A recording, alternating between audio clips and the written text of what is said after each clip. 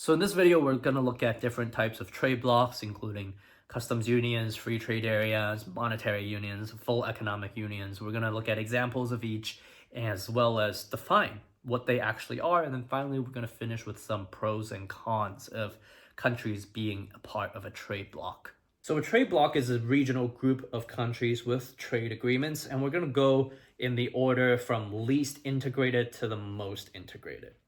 So the least integrated type of trade bloc is a free trade area where member countries agree to remove trade restrictions among themselves, but member countries are free to set external trade policies and tariffs with non-members.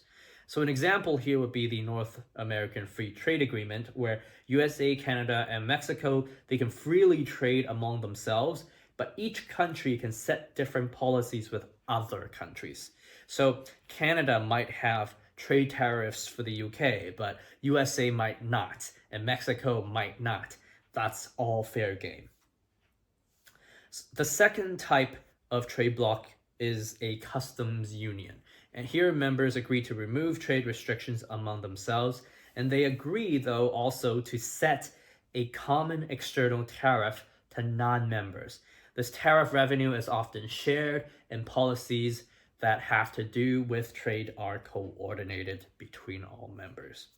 So the example here is the European Union. And member countries, they can freely trade between each other, but they have a common tariff to other countries who are non-members.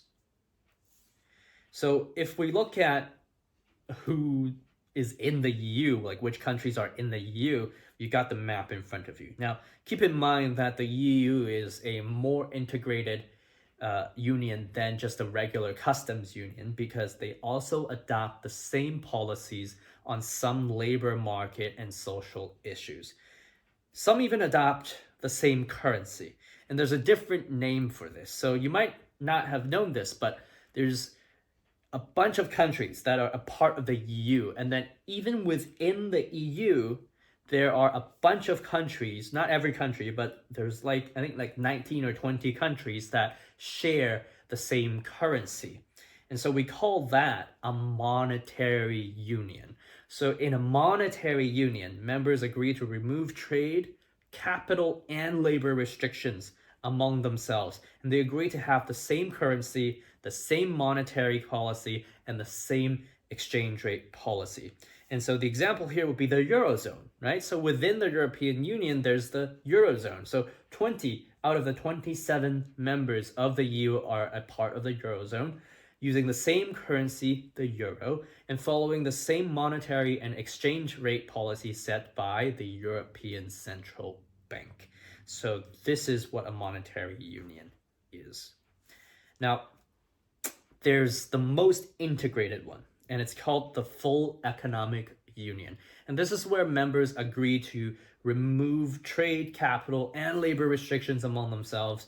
And they also agree to set common economic policy, not just monetary policy, but fiscal policy, everything. And they do this to any non-members. They adopt the same currency and exchange rate. They're basically one country. In fact, the best example in modern history would probably be when the 13 states in North America came together to become, you guessed it, the United States of America. And so there are pros and cons of joining a trade bloc. And let's go over the pros first, and then we'll go over the cons. Number one, there's increased market access. So members of a trade bloc benefit from reduced tariffs, leading to expanded markets for their goods and services. Because trade blocs usually are very close geographically speaking, they can now trade without any tariffs, and they can buy without any tariffs. That's good. There's higher economic efficiency. Because there are no tariffs and we can freely trade with each other, members within the trade bloc can just focus on what they're good at. So specialization based on comparative advantage can increase. This increases productivity, economies of scale, and economic growth. Number three, it can attract investments. So trade blocs often attract more foreign direct investments due to larger, more accessible markets and clearer regulations. So in order for a trade bloc to form, we need to set rules around what it means to be a member of the trade bloc. And these rules, once set, are pretty hard to change because different countries are all a part of the same trade bloc and they all want input into, for example, what the European Union decides. And so for somebody that wants to expand their business internationally from, let's say, America into Europe, if they expand their business into a country like France, all of a sudden they just don't have access to only France. They can also access every country that's a part of European Union. Okay? Now, there are also a few cons to joining a trade bloc. Number one, loss of sovereignty.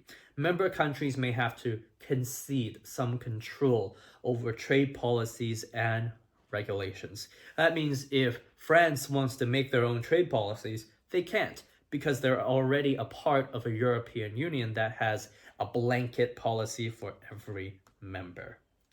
Number two, trade diversion. And we're going to learn more about this in the next video, but trade may shift away from more efficient global producers to less efficient regional producers just because we're now in the trade bloc. Number three, structural unemployment. So increased competition and specialization can lead to job losses in industries where the country does not have a comparative advantage. So back to the example of the country focusing on what they are good at, that means they are now less diversified, and the labor force that used to be in the industries from before the country joined the trade bloc, they're now losing work because the country and its economy is more focused on what they're specialized at.